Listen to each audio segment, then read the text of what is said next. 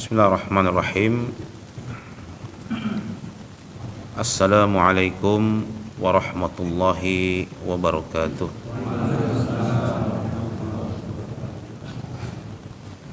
Alhamdulillah. Alhamdulillahilladzi arsala rasulahu bil huda wa dinil haq liyudhhirahu 'ala ad-dini kullih wa kafa billahi shahida. Ashhadu an la ilaha illallah wahdahu la syarika lah iqraran bihi wa tauhida wa ashhadu anna Muhammadan 'abduhu wa rasuluh wa safiyyuhu min khalqihi wa habibuh sallallahu alaihi wa sallaman tasliman mazida. Amma ba'd. Puji syukur kita panjatkan kepada Allah Subhanahu wa taala. Alhamdulillah, di pagi yang baik ini Allah perkenankan kita untuk duduk di majelis ilmu setelah sejenak kita melaksanakan salat subuh berjamaah. Kemudian kita lanjutkan dengan duduk di majelis ilmu untuk bersama-sama menyiram iman kita sehingga istiqamah dalam ketaatan tetap tumbuh segar. Mudah-mudahan ini menjadi kebaikan yang Allah inginkan untuk kita semuanya, dan semoga kita bisa mengambil manfaat dari majelis yang singkat ini. Salawat dan salam selalu dan senantiasa kita sampaikan kepada Nabi Muhammad sallallahu alaihi wasallam, kepada keluarga, para sahabat dan segenap umatnya yang istiqamah di atas sunnah-sunnahnya. Para hadirin a'azzani Allah wa iyyakum, kita akan membahas tafsir surah Al-Kafirun. Tafsir surah Al-Kafirun termasuk surah yang kerap kita baca, sangat masyhur sekali. Artinya adalah Al-Kafirun adalah orang-orang kafir. Orang-orang kafir yang dimaksud di sini, karena surah ini termasuk surah Makkiyah, yaitu diturunkan di Mekah, maka dalam konteks surah ini adalah surah Makkiyah. Orang-orang yang dimaksud adalah orang-orang kafir Quraisy Mekah. Disebut orang-orang kafir karena mereka enggan untuk beriman, tidak mau beriman, dan mereka menentang nubuwahnya Rasul sallallahu alaihi wasallam, dakwah beliau, juga mengganggu dakwah beliau dan para sahabatnya ridwanallahu alaihim ajma'in. Disebutlah mereka orang-orang kafir. Surah ini dianjurkan untuk dibaca sebagaimana dalam beberapa riwayat bahwa Rasul sallallahu alaihi wasallam itu kalau beliau salat qabla subuh, beliau membaca pada rakaat keduanya adalah rakaat pertamanya adalah qul ya ayyuhal kafirun, rakaat keduanya adalah qul huwallahu ahad. Demikian juga beliau melakukan hal ini pada 2 rakaat ba'da maghrib. Ini pun dilakukan oleh Rasul sallallahu alaihi wasallam. Jadi memang surah yang memang kerap dibaca pada salat rawatib, sunnah rawatibnya beliau sallallahu alaihi wa ala alihi wasallam. Rasul sallallahu alaihi wa ala alihi wasallam pun membaca sebagaimana dalam beberapa hadis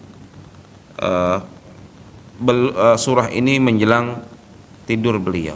Kata beliau, "Idza awaita ila firashika faqra qul ya ayyuhal kafirun. Ya.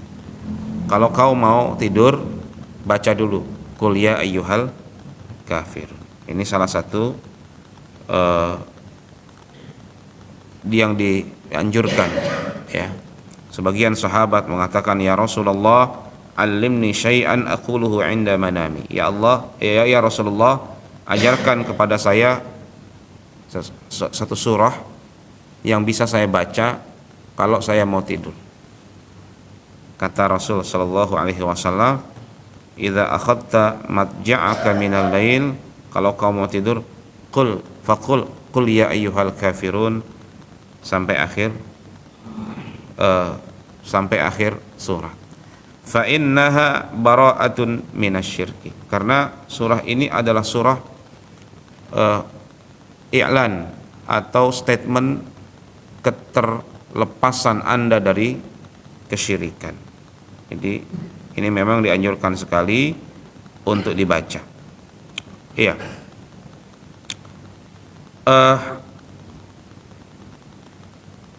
Qul ya ayyuhal kafirun la a'budu ma ta'budun wala antum 'abiduna ma a'bud wala ana 'abidum ma 'abadtum wala antum 'abiduna ma a'bud lakum dinukum waliyadin. Saya ingin sebelum kita bahas terhadap dari makna-makna yang terjadi atau makna-makna yang ada, ya, ada satu riwayat yang menjelaskan tentang kronologis turunnya surah ini, ya.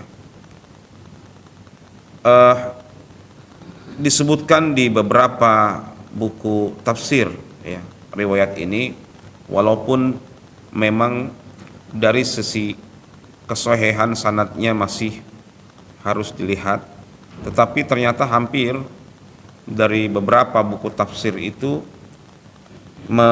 menyebutkan riwayat ini seolah-olah, ya, pengarang sepakat dengan kemasyhurannya bahwa ketika Rasul sallallahu alaihi wa ala alihi wasallam ini awal-awal beliau berdakwah, ya, awal-awal beliau berdakwah,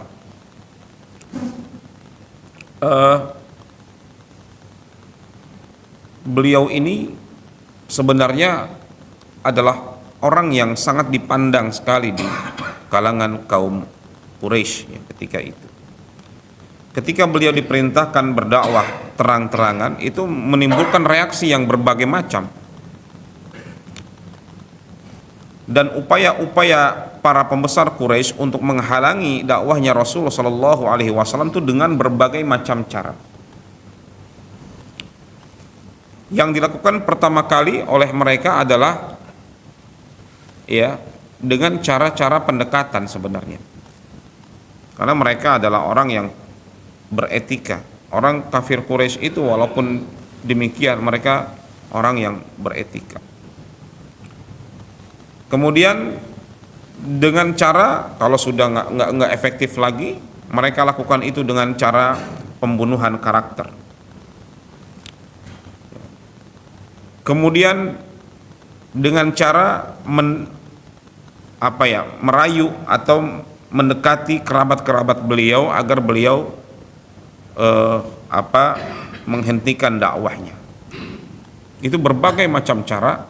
Bagaimana nih dakwahnya Muhammad, ya, sallallahu alaihi wasallam itu bisa bisa berhenti gitu. Tetapi semakin banyak upaya dan cara yang dilakukan oleh mereka, justru semakin dakwah ini semakin banyak peminatnya gitu. Semakin banyak yang masuk Islam. Cara yang paling menyakitkan sebenarnya adalah ketika mereka itu datang kepada Abu Thalib, kemudian menawarkan sosok penggantinya Rasul Sallallahu Alaihi Wasallam. Itu mangkal sekali mereka itu. Datang kepada Abu Thalib, wahai Abu Thalib, gimana keponakanmu ini kami gantikan dengan orang yang lebih baik lagi, kita tukar saja gitu. Marah Abu Thalib. Kata Abu Thalib apa? Enak saja, saya kasihkan keponakan saya untuk Anda bunuh, sementara Anda kasihkan penggantinya untuk saya kasih makan. Enak saja, kata Abu Thalib gitu. Kemudian Abu Thalib pun datang kepada Rasul sallallahu alaihi wasallam untuk bernegosiasi dengan beliau. Bukan karena dakwahnya, tetapi karena Abu Thalib merasa khawatir tentang keselamatan Rasul SAW. Ya.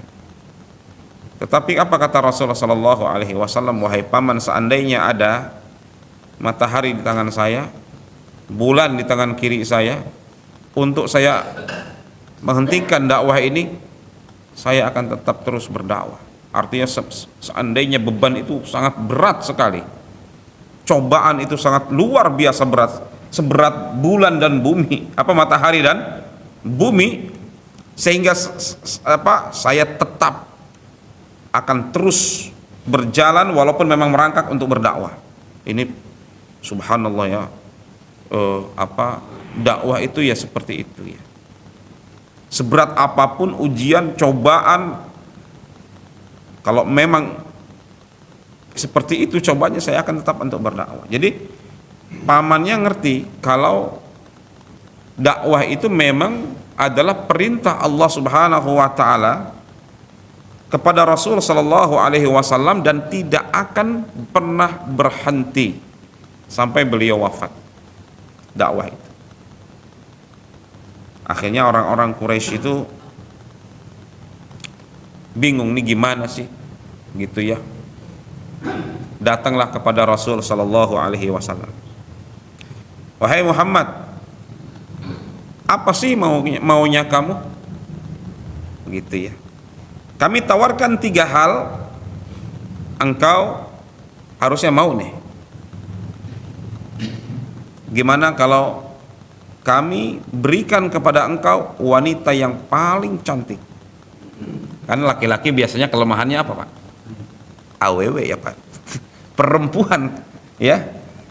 Kelemahan laki-laki itu ada pada wanita, karena laki-laki itu makhluk visual ya, makanya ya, yang lebih ditekankan untuk menundukkan pandangan itu siapa Pak? Laki-laki. Ustadz saya 70 tahun, nggak mungkin, kata siapa? Kata siapa? Laki-laki ya. Anda laki-laki mau 70, 80 tetap baik gitu ya. Saya kadang-kadang lagi main ya ke kampung itu, ada aki-aki gitu ya. Aki kumaha kabarna? Oh kieu-kieu wae lah, sehat. Aki pengen naon? Hayang kawin deui cenah gitu. Kakek-kakek tetangga maksudnya tuh. Lagi ngarit rumput. Pengen apa Aki? Pengen kawin lagi katanya. 80. Nah, Rasul ditawarkan wanita tercantik di Mekah. Ya nggak mau beliau ya. Kemudian kalau begitu kami tawarkan kepada Anda 3 hal, selain wanita kami berikan Anda kekayaan orang-orang Mekah, kau jadi orang terkaya. Tidak bergeming beliau. Terakhir ini sangat menggiurkan biasanya Pak, kalau gitu kami jadikan penguasa Mekah paling tinggi, tapi kau tidak berdakwah, sudah kau jadi penguasa Mekah. Bahasa kitanya, kita setting Anda menjadi RI 1 lah gitu, menang di pemilu lah, melang gimana? Misalkan ya gitu. Gimana kau menang di pemilu nanti, kita setting, kita buat kotak suaranya ini apa semualah gitu ya, aman pokoknya. Nah, nggak pemilu di zaman Nabi ya, langsung jadi pemimpin. Tidak dilakukan. 3 hal luar biasa itu. 3 hal yang sangat menggiurkan, beliau tolak. Yang kalau ditawarkan sekarang, wallahu alam bisawab. Ya, kalau ditawarkan sekarang, oh, wallahu alam bisawab. Sehebat apapun orang itu, seidealis apapun orang itu, di zaman sekarang penawaran itu adalah penawaran sangat menggiurkan laki-laki. Ya, harta, tahta, dan wanita. Itu kan begitu. 3 hal ini yang kerap membuat seorang laki-laki jatuh. Ternyata Rasul SAW tolak semua. Menunjukkan kalau misalkan beliau berpikir ya, wah kita kalau gitu jadi presiden dulu aja lah. Nanti kalau sudah jadi presiden, saya buat aturan untuk mengislamkan semuanya. Nah, begitu kan? Kalau logikanya seperti itu dilakukan oleh Rasulullah SAW. Ternyata enggak tuh dilakukan. Dakwah lewat apa? Lewat atas, enggak tuh dilakukan. Jadi beliau enggak mencontohkan, iya kita harus menguasai kekuasaan untuk kita bisa berdakwah. Mungkin ada statement seperti itu. Tidak dilakukan oleh Rasulullah SAW. Tidak dilakukan oleh para anbiya. Ya mungkin wallahu alam ya, isyaratnya jarang orang yang kuat kalau sudah di atas gitu ya. Mungkin sebelum naik ke atas kuat gitu ya. Wah ini kayaknya nih kalau sudah jadi lurah kayaknya nih gitu ya. Atau kalau sudah jadi presiden kayaknya nih saya hancurkan riba, saya hancurkan ini. Pas udah jadi presiden ya sudah. Atau pas sudah jadi anggota dewan ya sudah, lupa dengan kadang-kadang berat juga ya. Yang beliau lakukan adalah berdakwah dari akar, dari masyarakat terkecil. Yang beliau lakukan adalah mendakwahi keluarga beliau terlebih dahulu, tetangga beliau terlebih dahulu, kemudian juga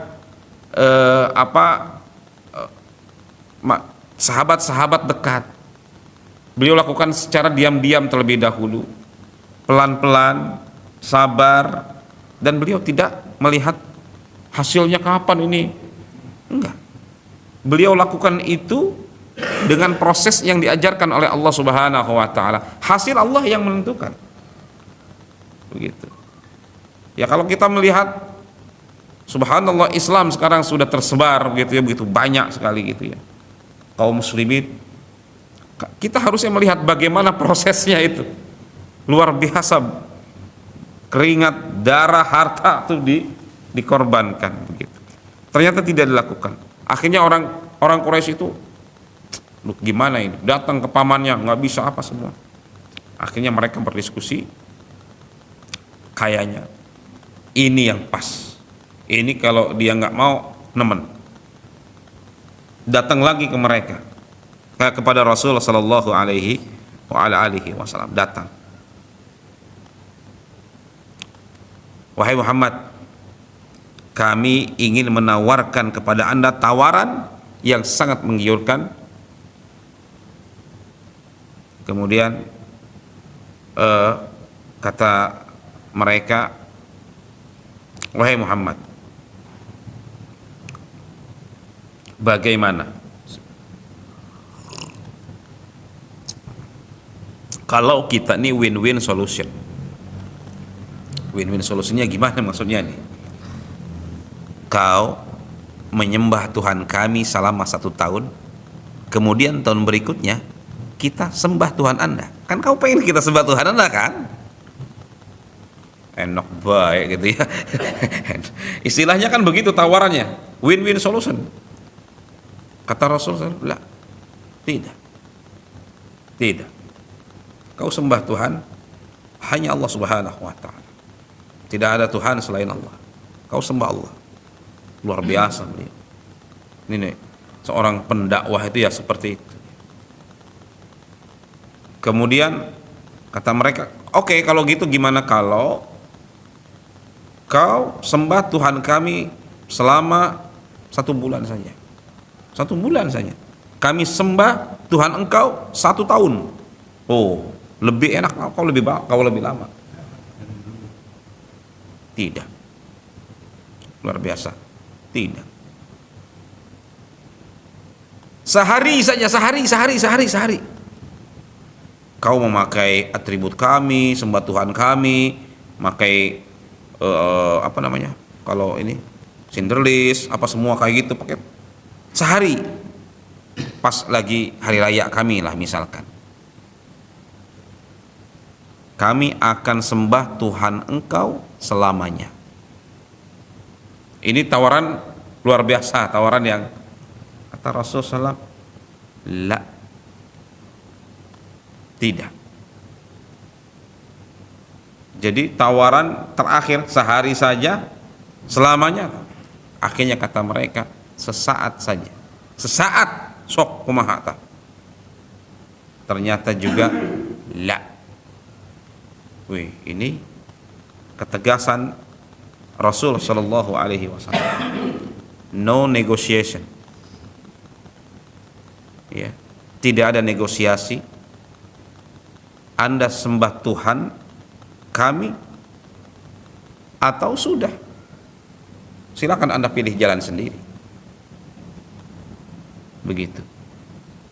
Beda dengan sekarang. Ya.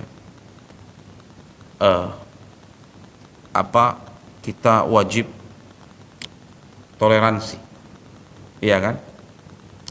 Ternyata makna toleransi itu bergeser, maknanya bukan toleransi namanya itu namanya pencampuran agama atau sinkretisme agama, di mana kita mengikuti ibadah mereka dan mereka mengikuti ibadah kita. Sholawatan di gereja. Jadi nggak ada diajarkan oleh Rasul SAW. Makna toleransi yang ada sekarang sangat bergeser sekali.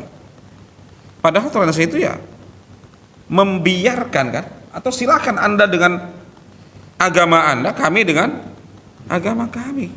Anda jalankan agama Anda, kami jalankan agama kami. Nggak perlu dicampur-campur. Kita harus pakai apa itu Pak, atribut. Ya Allah, di toko-toko ketika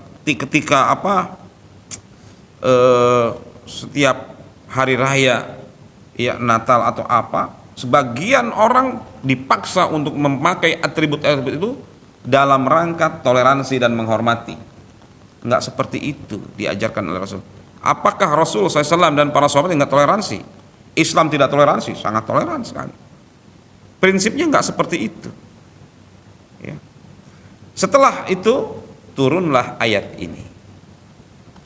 Jadi setelah kejadian itu turunlah ayat ini, qul ya ayyuhal kafirun la a'budu ma ta'budun wala antum 'abiduna ma a'bud wala ana 'abidum ma 'abadtum wala antum 'abiduna ma a'bud lakum dinukum waliyadin. Inilah ya yang dinamakan sebagai suratul bara'atu minal amal alladzi ya'maluhul musyrikun.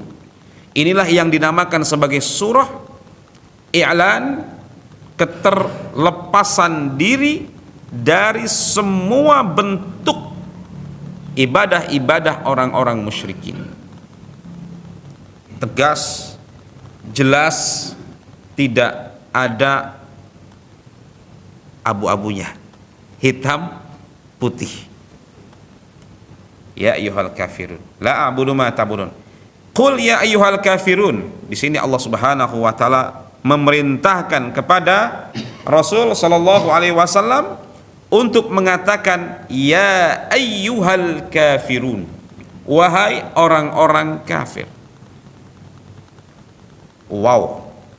Di depan mereka loh ini, di tempat mereka loh ini, di mana mereka sangat mendominasi Quraisy ketika itu. Beliau diperintahkan oleh Allah untuk tegas. Ya ayyuhal kafirun, wahai orang-orang kafir. Ada resiko nggak Pak? Sangat beresiko. Coba kalau kita praktekkan zaman ayeuna, langsung ditewak kita ya, langsung ditangkap kita, dikurung ya.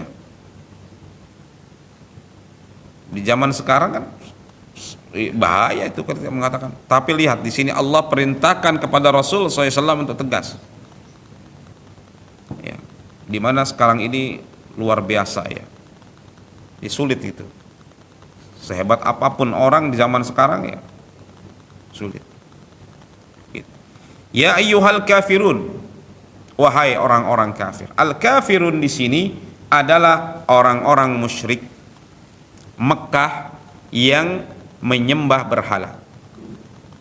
Apakah mereka mempercayai Allah Tuhan? Mereka mempercayai Allah Tuhan. Mereka membuat tandingan-tandingan dalam ibadah kepada Allah, patung-patung itu. Inilah yang namanya syirik, yang hukum orang melakukannya kafir. Di sini Allah nyebutin mereka sebagai kafir, tegas. Di zaman sekarang ada upaya-upaya untuk membuat term kafir ini menjadi terdegradasi. Jadi ada upaya-upaya untuk agar orang itu alergi dengan penyebutan kafir, dan terkesan ini kalau disebut kafir itu akan menimbulkan sikap radikal begitu. Sehingga gimana? Harusnya coba dirubah menjadi non muslim. Jadi janganlah nyebut kafir, tapi sebut saja non muslim. Berarti kalau kita terjemahkan surah ini menjadi surah non muslim begitu. Jadi karena memang rasa bahasanya berbeda dengan orang-orang kafir, rasa bahasanya ini jelas.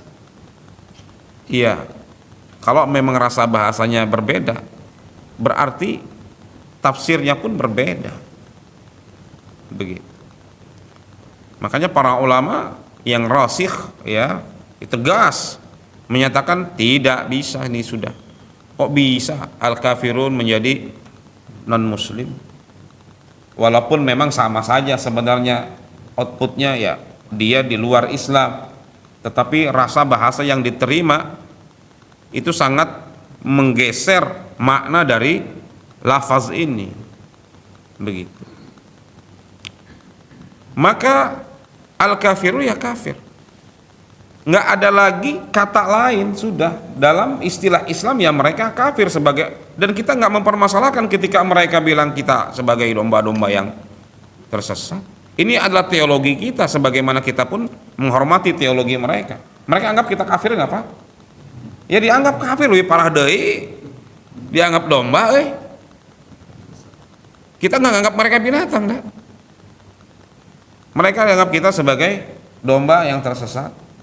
Terus sowat gitu loh, kita anggap bilang mereka kafir. Emang salah gitu? Kan sudah sama-sama kita punya agama, mereka punya agama. Tenang aja, di toko emas kita nggak akan bilang, hei orang kafir saya mau beli emas 2 gram, nggak akan gitu. Kan bilangnya cici gitu ya, nggak akan bilang. Kita juga punya etika dalam berkomunikasi, diajarkan dalam ayat yang lain, Allah nggak melarang kalian, la yanhakumullahu 'anil ladzina lam yuqatilukum fid din wa lam yukhrijukum min diyarikum an tabarruhum wa tusitu ilaihim. Allah nggak melarang kalian ya untuk bermuamalah selama terhadap orang-orang kafir yang tidak memerangi kalian. Kan jelas gitunya ayatnya. Ya. Bahkan tidak melarang untuk berbuat baik, untuk berbuat adil. Islam justru melarang orang, ya kita sudah ada perjanjian dengan mereka. Kan ini negara-negara perjanjian. Ya, jangan berbuat kerusakan di negara ini kan. Yang Islam jangan menyerang non muslim, ya. Yang non muslim juga jangan menyerang Islam, jangan mengganggu begitu ya. Ya sudah. Bahkan kata Rasulullah SAW, man qatala mu'ahadan lam yarih raihatal jannah. Barang siapa yang membunuh kafir mu'ahad, yang sudah ada perjanjian, dia tidak akan masuk, dia tidak akan mencium bau surga. Kenapa kau ngebom di daerah mana gitu ya? Sono soalnya tuh di Palestina kaum muslimin dibantai, maka kita pun bantai mereka di sini. Nggak begitu katanya. Ya nggak boleh kau mau perang sono pergi ke tempat perang, ke medan perang, nggak boleh kau buka medan di sini. Begitu. Maka istilah kafir tetap ada. Sebagaimana kita pun menghormati mereka, terserahlah mereka mau ngomong kita apa. Kita pun menganggap bahwa mereka semua orang yang tidak masuk agama Islam adalah orang kafir. Ya, orang kafir. Kafir berasal dari kata kaffara yukaffiru, terhapus. Kafir adalah orang yang tertutup, ya, jiwanya oleh perilaku kesyirikan dan kekufuran, sehingga hidayah iman itu tertutup dari mereka. Apakah orang kafir bisa menjadi orang Islam? Allah Subhanahu wa taala berfirman, apa itu dalam Al-Baqarah, Pak? Innalladzina kafaru sawa'un 'alaikum a andzartahum am lam tunzirhum la yu'minun. Orang-orang kafir itu sama saja. Kau beri peringatan, kau tidak beri peringatan, mereka tidak akan pernah beriman. Coba kalau kita terjemahnya secara tekstual, Pak, berarti maknanya, mereka tidak akan pernah beriman. Tidak seperti itu. Realitasnya apa? Banyak orang kafir yang masuk Islam, banyak. Mereka menjadi seorang muslim, bahkan lebih baik keislamannya dari kita, banyak. Berarti ayat tadi bagaimana? Al-Baqarah maksudnya adalah orang yang memang sudah divonis kafir oleh Allah, sudah tidak akan pernah beriman, seperti Abu Jahal, Utbah bin Rabi'ah, Umayyah bin Khalaf, dari kalangan tokoh-tokoh Quraisy yang mereka sangat menentang Islam dan mati dalam keadaan kafir. Mau gimana pun nasihat sampai kepada mereka, mereka tidak akan pernah beriman. Itu maksudnya. Ya. Qul ya ayyuhal kafirun. Ya. Walaupun memang kafir di sini yang dimaksud adalah kafir Quraisy, tetapi ini kata Al-Imam Ibnu Katsir, syamula kulla kafirin ala wajhil ard, mencakup semua orang-orang kafir yang ada di muka bumi ini. Ayat ini berlaku untuk semuanya. Ya. Iya.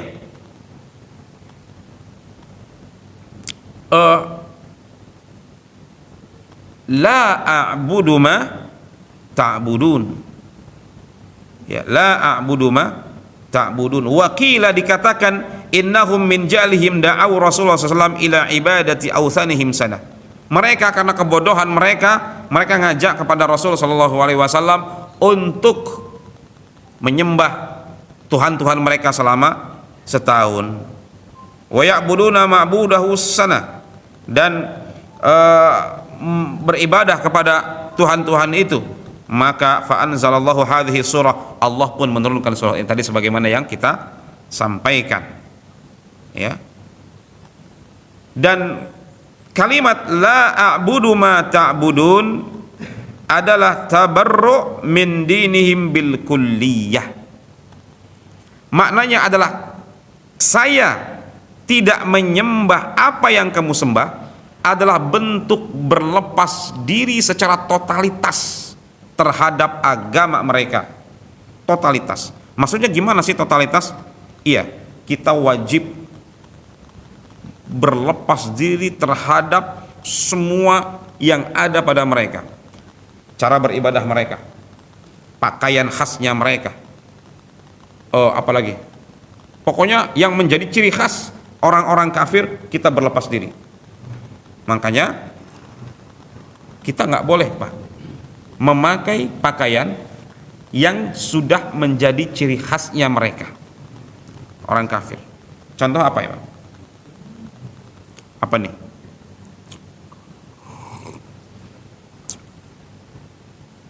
Kalau orang Yahudi suka pakai apa, Pak? Kupluk tapi sakieu.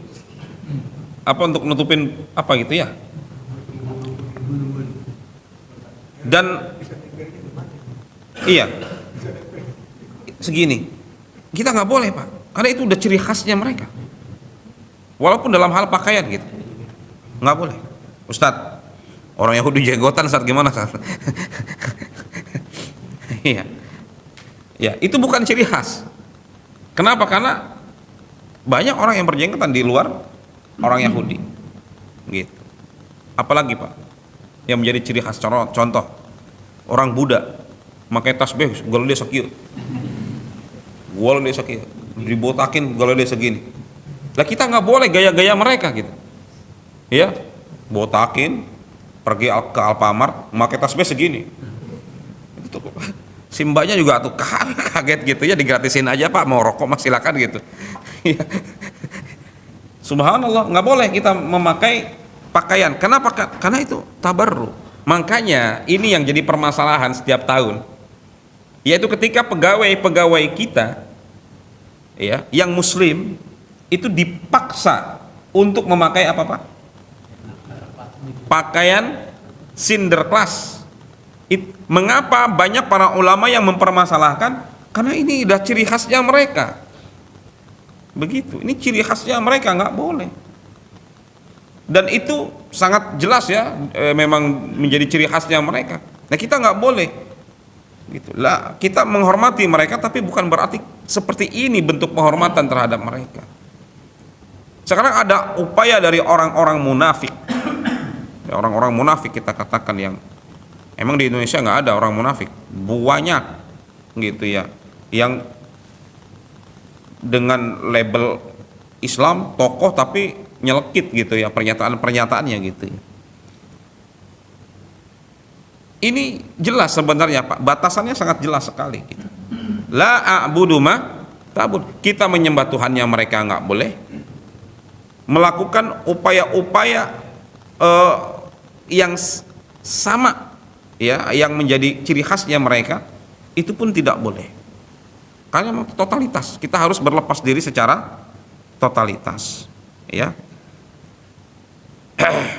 Nah, kemudian kalimat berikutnya ya, la a'budu ma ta'budun wala antum qul ya ayyuhal kafirun la a'budu ma ta'budun wala ana wala antum abiduna ma a'bud. Nih suka kebalik-balik Pak.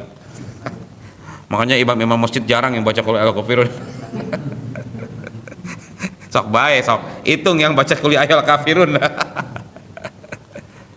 Iya, kadang nggak selesai gitu kan, makmumnya juga gini aja diem gitu kan. Wala antum abiduna ma'abud, ya, dan kalian tidak menyembah apa yang kami sembah, ya.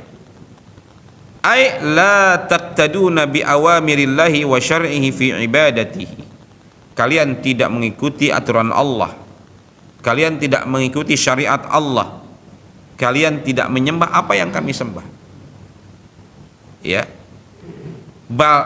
Bahkan kalian memilih ya oleh diri kalian sendiri, kalian sendiri yang memilih ya Tuhan yang lain. So kalau gitu ya sudah ya, saya nggak nyembah Tuhan Anda dan kalian pun nggak nyembah Tuhan kami, sudah. Kita tidak memaksa kalian untuk menyembah Tuhan kita kan, mana harus enggak, tidak memaksa. Ini yang namanya la ikraha fiddin, tidak ada paksaan dalam agama. La ikraha fiddin, nggak ada paksaan dalam agama. Rasul sallallahu alaihi wasallam kepada mereka orang-orang kafir Quraisy hanya menyampaikan bahwa yang kalian sembah itu salah, gitu Pak. Yang kalian melakukan berbagai macam kesyirikan itu salah, bahwa itu akan membuat kalian masuk neraka, bahwa kalian harus menyembah hanya kepada Allah. Tapi beliau tidak memaksa, beliau menyampaikan dan mengajak, ayo sembahlah Allah saja.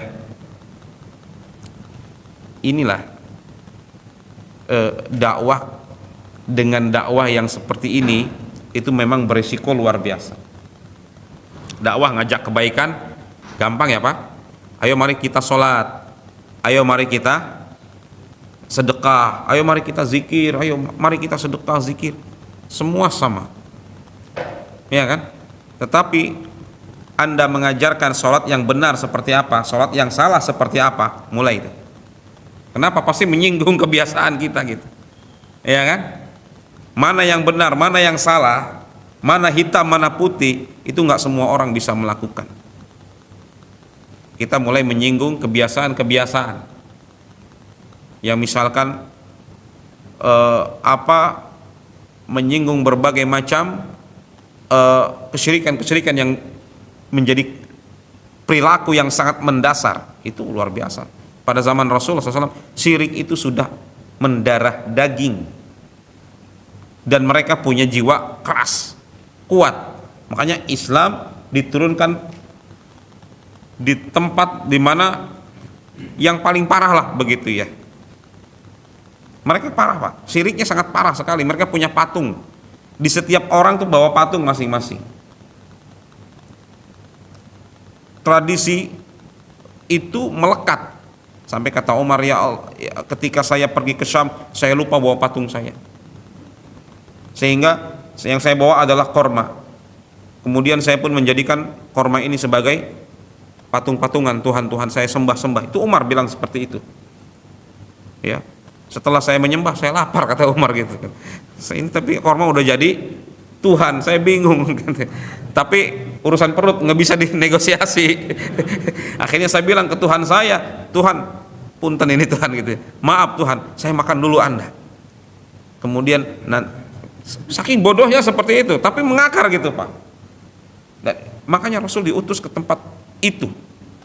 Coba deh kalau diutusnya ke Jawa, yang lembut-lembut Indonesia itu kan begitu ya.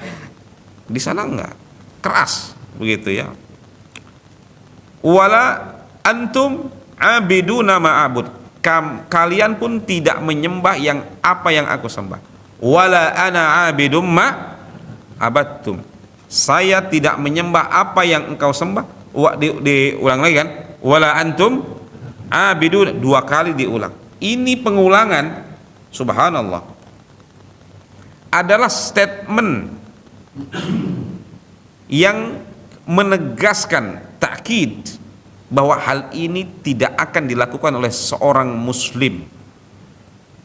Lagi-lagi seorang muslim tidak akan pernah melakukan ini, pencampur adukan agama yang sekarang lebih dikenal dengan istilah sinkretisme agama yang merebak kepada ya di Indonesia ini luar biasa Pak. Upaya-upaya untuk mencampur adukan agama, satu agama dengan agama lain, dengan dalih toleransi. Mari kita bergandeng bersama ketika ada hari raya kita ya, dengan toleransi mereka mengucapkan selamat Idul Fitri. Lah kita kan nggak boleh. Kita nggak boleh mengucapkan selamat hari raya apalah begitu ya, selamat hari raya Nyepi, selamat, nggak boleh. Kenapa? Karena ucapan selamat bagi kita adalah pernyataan persetujuan terhadap apa yang mereka sembah.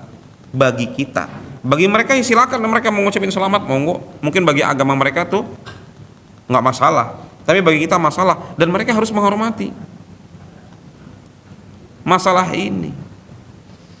Kita nggak mengucap, mohon maaf, kita nggak mengucapkan selamat karena bagi kami ini adalah hitam putih, ini adalah batasan, kita nggak boleh selamat ya.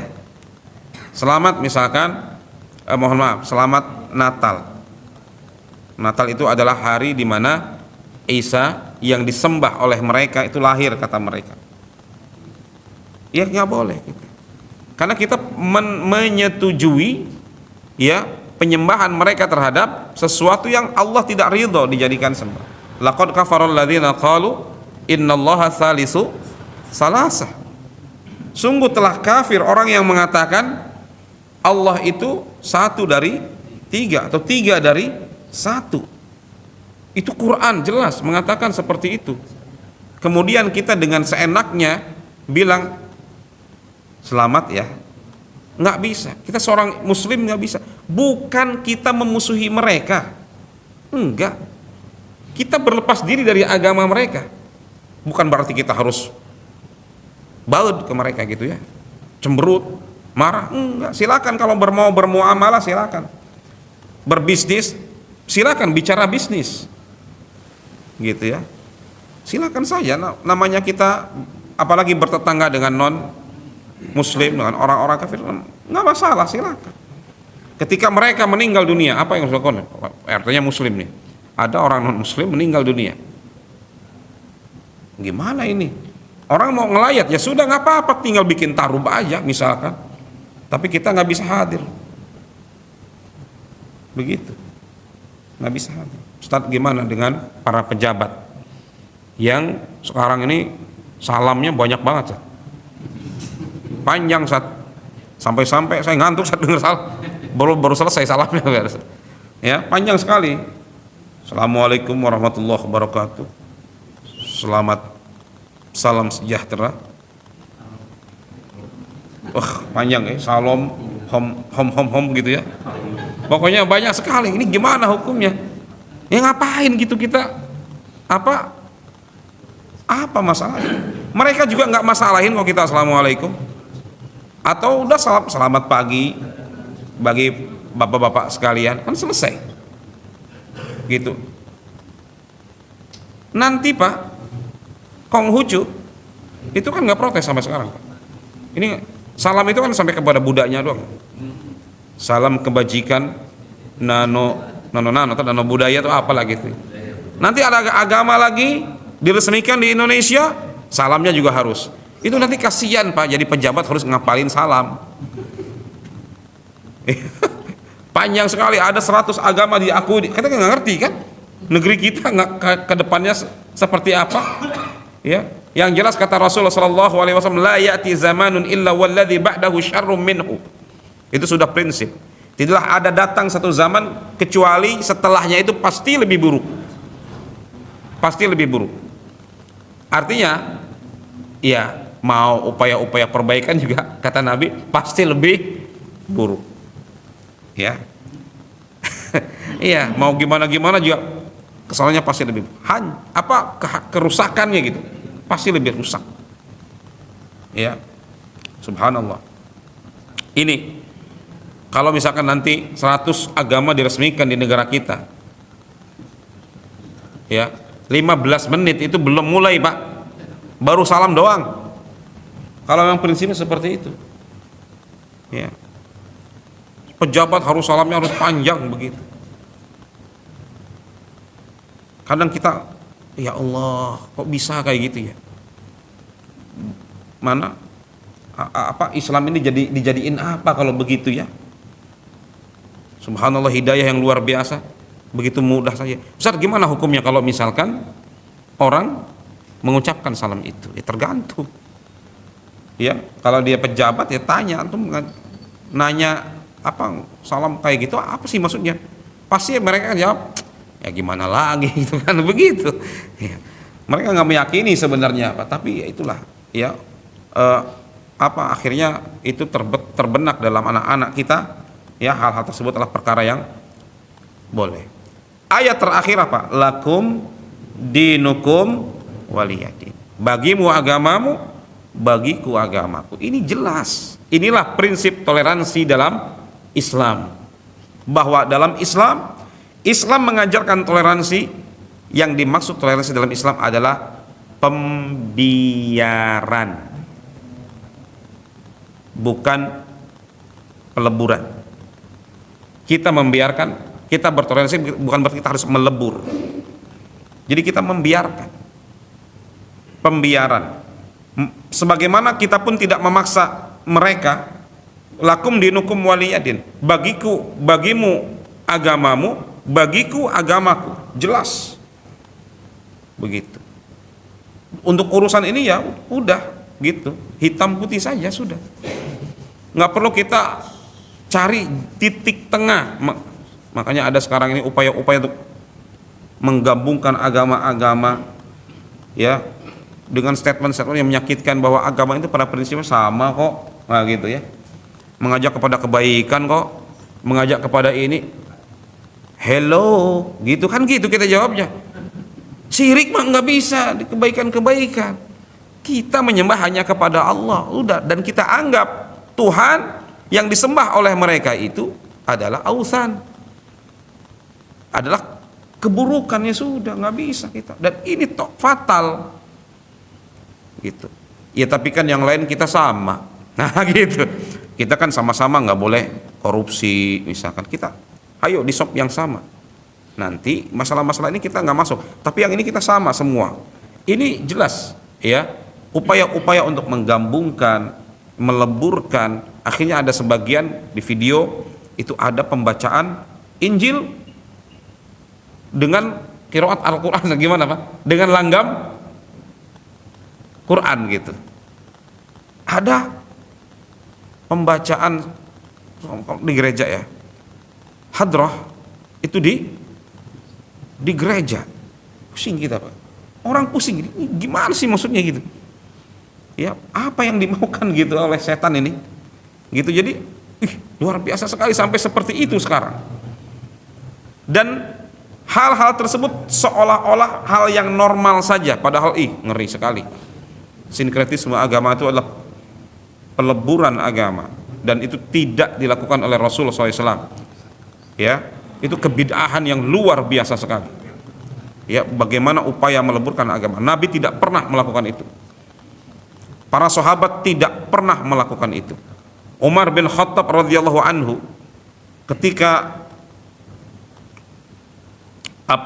subhanallah, Umar bin Khattab ketika menguasai Palestina, kunci Palestina diserahkan kepada Umar bin Khattab ya.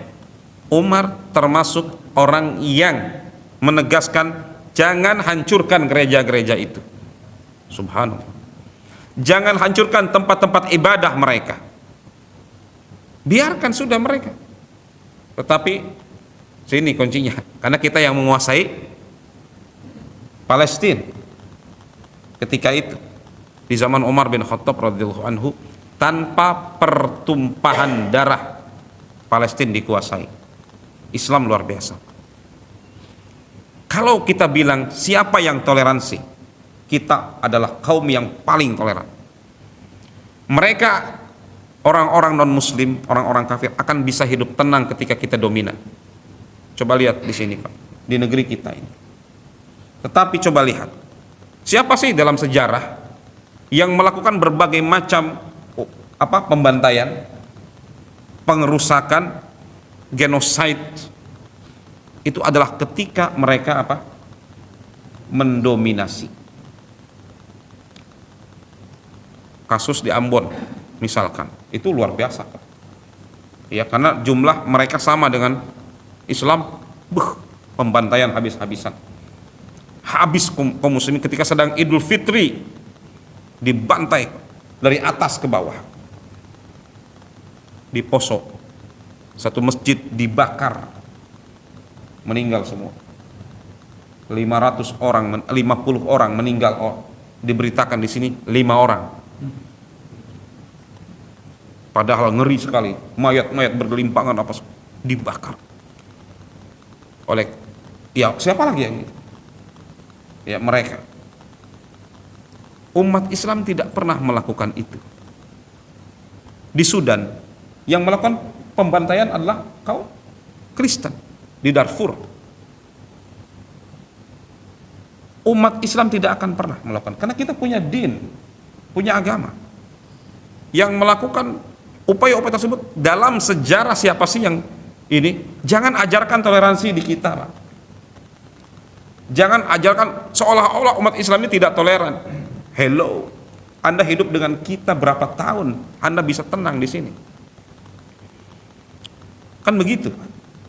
Jadi kita, kalau kita berbicara tentang Anda ini harus toleransi, kita sudah sangat toleransi. Jangan ajarkan tentang toleransi di kita. Kita yang harus mengajarkan toleransi kepada Anda. Di negeri Anda itu orang-orang kita nggak punya hak legislatif, nggak punya hak ini, nggak punya hak ini di negeri Anda. Terdiskriminasi, Karena memang ini coba negeri katanya yang paling netral, Switzerland paling netral, katanya paling hebat, makanya PBB itu ada di mana? Di Swiss. Ternyata kumandang azan itu dilarang. Beberapa perkumpulan dilarang. Orang Muslim tidak berhak mendapatkan hak legislatif di situ, nggak boleh jadi DPR, nanti korupsi. Gitu. Jadi seperti itu. Begitu ya. Di beberapa negeri Eropa jelas diskriminasi masih ada. Di kita apakah ada diskriminasi itu? Tidak ada, Pak. Ya, tidak ada. Kita tidak, kalau memang mampu, ya tidak ada kita. Silakan di legislatif apakah orang Islam semua? Tidak. Silakan. Dalam konteks bernegara semua punya hak yang sama. Makanya jangan ajarkan toleransi. Tapi dalam konteks beragama, lakum dinukum waliyadin. Begitu. Saya kira ini yang saya sampaikan. Sudah masuk waktu syuruk. Demikian. Ya. Assalamualaikum warahmatullahi wabarakatuh. Pertama mengenai kata-kata kul ya Pak Ustaz. Kalau kita membaca surat-surat yang dimulai dengan kul, kalau untuk diri kita, ya, ini saya aja pertama ya, itu saya lewati tidak dengan pakai seperti ini tadi. Ya ayuhal kafirun langsung. Jadi kalau kul berarti saya menyuruh orang lain untuk baca. Yang benar kata-katanya kemudian begini. Apakah ada orang Muslim yang kafir? Nah itu, saya pernah baca lihat dulu Profesor siapa luar negeri dia ada dalam Al-Quran katanya ada juga disebut bahwa bisa disebut kafir. Kemudian itu orang yang munafik kan posisinya neraka paling bawah, apakah tidak sama dengan juga disebut kafir juga? Ini kan banyak. Terima kasih. Kalimat kul ya itu ditujukan dalam surah ini kepada Nabi Muhammad SAW. Kul ya ayyuhal kafir. Kenapa tetap disampaikan oleh Nabi Muhammad SAW? Demikianlah Rasul SAW. Al-Quran, beliau kalau sudah Al-Quran, beliau sampaikan apa adanya, huruf-hurufnya, tidak ada yang dilewatin. Jadi beliau itu hanya menyampaikan saja. Qul ya ayyuhal kafirun. Ini murni dari Allah kalau begitu. Kita pun ya harus sampaikan qul ya ayyuhal kafirun, karena Allah menurunkan wahyunya dengan kalimat qul, kita sampaikan dengan qul. Maka Rasulullah SAW luar biasa. Ada ayat yang sangat private sekali, ya nggak pantas sebenarnya kalau Rasul ingin pribadi. Ini aduh malu beliau. Kenapa? Beliau diperintahkan oleh Allah untuk menikahi Zainab, mantannya budak beliau, Zaid bin Harisah. Zaid bin Harisah nikah dengan Zainab, ya, kemudian cerai. Allah perintahkan kau wahai Nabi nikahi Zainab. Waduh, gimana itu Pak Fawad? Kalau ada misalkan ya nikahin mantan tetangga, ini bukan mantan tetangga lagi, ya, orang yang dekat gitu kan. Itu ada ayatnya, falamma watara, ketika Zaid telah selesai dengan dia, kami nikahkan Anda dengannya. Itu disampaikan oleh Rasulullah SAW apa adanya. Begitu. Jadi memang Quran ini murni dari Allah. Begitu. Wallahu alam. Kemudian apa? Ada orang Islam bisa disebut kafir. Apakah ada orang Islam bisa disebut kafir? Wallahu a'lamu bishawab. Kita menghukumi orang sebagaimana zahirnya. Kalau dia zahirnya muslim, ya udah, kita anggap dia muslim, dia punya hak-hak sebagaimana orang Islam. Begitu. Apakah ada orang Islam dihukumi kafir? Ya ada. Ya. Ada beberapa orang yang Islam dihukumi kafir seperti Ibnu Arabi, ya. Dia mengatakan bahwa semua alam ini menyatu dengan Tuhan, bahwa diri saya adalah, katanya, ada Tuhan pada diri saya, dan ini akidah hululiyah, ya. Para ulama mengatakan dia kafir dengan perkataan seperti itu. Nah, sekarang yang tersembunyi tadi disebutkan orang munafik. Ya, mengapa ada di paling bawah? Ya, karena mereka menyembunyikan kekufuran dan lebih berbahaya dari orang kafir dalam konteks dalam muamalah terhadap orang Islam. Kan lebih berbahaya. Kenapa? Karena ternyata dia adalah musuh dalam selimut. Lebih bisa menghancurkan, Pak. Ya, kekuatan eksternal sehebat apapun tidak akan menghancurkan kekuatan internal kalau internalnya kuat. Tetapi ketika di internal itu ada yang mencoba mengoyak-ngoyak, memecah belah, ya, membuat kerusakan, maka bisa hancur. Makanya orang-orang munafik itu fiddarqil asfali minan nar, karena daya rusaknya kepada orang-orang Islam itu lebih dahsyat dibandingkan dengan orang kafir sebenarnya, Pak. Jadi musuh yang datang dari dalam itu lebih dahsyat karena dia samar tapi merusak. Ya. Wallahu a'lamu bissawab. Saya kira itu yang saya sampaikan. Sallallahu ala nabiyyina Muhammad wa ala alihi washabihi wasallam. Walhamdulillahirabbil alamin. Wassalamu alaikum warahmatullahi wabarakatuh.